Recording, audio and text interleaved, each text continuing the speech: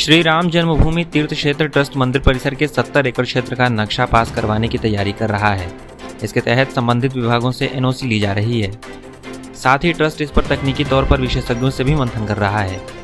अयोध्या विकास प्राधिकरण राम मंदिर के मानक के अनुसार सभी औपचारिकताएं पूरी करने के साथ ही नक्शे के जमा होने के 24 घंटों में इसे पास कर देगा, जिससे 3 दिनों के भीतर मंदिर ट्रस्ट हासिल कर सकता है।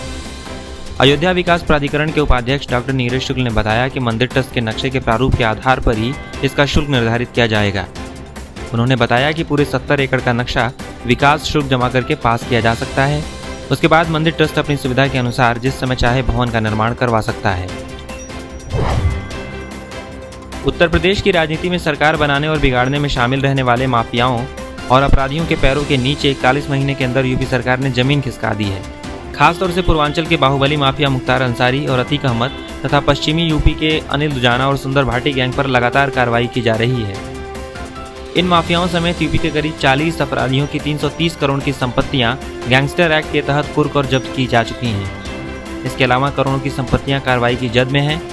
लखनऊ कमिश्नरेट पुलिस ने गुरुवार को डालीबाग में मुख्तार अंसारी के कब्जे से कीमती जमीन खाली करवाई और उस पर हुए अवैध निर्माण को ढहा दिया। वहीं प्रयागराज में पुलिस प्रशासन ने माफिया अतीक अहमद की 25 करोड़ की संपत्तियों को जब्त कर लिया। एक समय सरकारें बनाने और बिगाड़ने में अहम भूमिका निभाने वाले इन दोनों माफिया के आर्थिक साम्राज्य पर सरकार लगातार चोट कर रही है। योगी सरकार के सत्ता संभालने के बाद से ही प्रदेश भर में गैंगस्टर एक्ट के तहत अब तक 10,484 मामले दर्ज किए जा चुके हैं। इनमें से धारा 14(1) के तहत 495 मुकदमों में करीब 330 करोड़ रुपए की संपत्तियां जब्त की जा चुकी हैं। उत्तर प्रदेश में लगातार कोरोना वायरस के केस बढ़ रहे हैं। वीकली लॉकडाउन भी लागू है, लेकिन उसका कोई असर नजर नहीं आ रहा है। ऐसे में अब सीएम योगी आदित्यनाथ ने वीकली लॉकडाउन को सख्ती से लागू करवाने का आदेश दिया है। सीएम ने कहा है कि वीकली लॉकडाउन को सख्ती से लागू करवाया जाए और सुनिश्चित किया जाए कि इमरजेंसी सेवाओं को छोड़कर सभी दुकानें बंद हों। उन्होंने बाजारों की साप्ताहिक बंदी भी शनिवार और रविवार को ही रखने के निर्देश दिए हैं। मुख्यमंत्री ने गुरुवार को कोविड-19 और अनलॉक की अपनी टीम 11 के साथ बैठक की। सीएम ने कहा कि कोरोना की चेन तोड़ने के लिए सख्ती से नियमों का पालन करवाया जाए। उन्होंने लखनऊ, कानपुर, गोरखपुर तथा शाहजहांपुर में खास सावधानी बरतने के निर्देश दिए हैं। सीएम ने अधिकारियों को आदेश दिया कि कोरोना मरीजों की इलाज में कोई कमी न रखी जाए, कोई भी लंबित मामले न रहने पाएं और किसी स्तर पर शिकायत की गुंजाइश न रहे। बता दें कि यूपी में 1,97,388 कोविड-19 के मरीज हैं। उनमें से 1,44,754 ठीक हो चुके हैं, जबकि 49,575 सक्रिय हैं। प्रदेश में कोविड से मरने वालों की संख्या 3,059 है। वहीं राजधानी लखनऊ में कुल मरीजों की संख्या 23,676 है, जिसमें 6,768 सक्रिय मरीज हैं।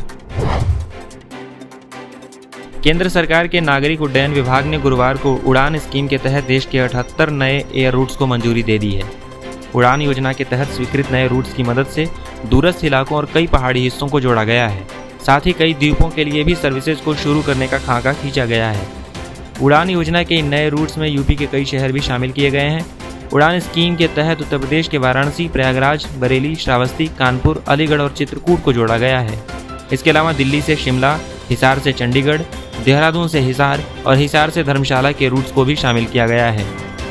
उच्च पदस्थ अधिकारियों के अनुसार पूर्वोत्तर के इलाकों में पर्यटन की संभावनाओं के विस्तार के लिए गुवाहाटी, आइजोल, अगरतला, शिलोंग, तेजपुर, सिलचर और डिब्रूगढ़ के इलाके भी हवाई मार्ग से जोड़े जाएंगे।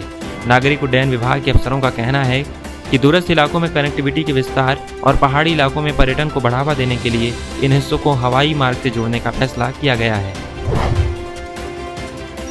उत्तर प्रदेश के गौतम बुद्ध नगर जिले में बीते 24 घंटे में रेप, गैंगरेप और छेड़छाड़ की 4 वारदात सामने आई है। पुलिस ने मामले में 4 आरोपियों को गिरफ्तार किया है। रेप की पहली घटना इकोटेक 3rd कोतवाली एरिया में हुई। यहाँ 19 साल के एक युवक ने 12 साल की नाबालिग के साथ रेप किया। मामले में पुलिस ने एनकाउंटर के बाद युवक को गिरफ्तार कर लिया। डीसीपी महिला सुरक्षा वृंदा शुक्ला ने बताया कि बच्ची अपने मकान से कुछ दूरी पर खाली प्लॉट पर शौचालय के लिए गई थी।